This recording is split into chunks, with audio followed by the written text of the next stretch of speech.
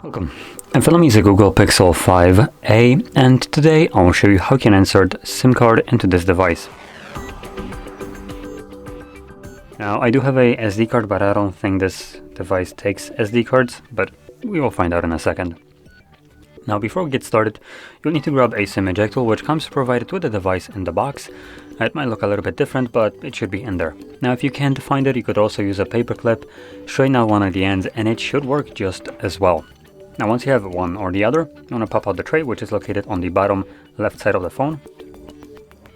Right here, where the pin is holding right now. Push the pin in, and the tray will come out just a little bit, enough for you to grab it and take it out. And like I was expecting, there is no SD card support here, so just move that aside. Now, SIM card, what you want to do is just place it on the tray with the chip side up, and then slide it back into the device. And that's it.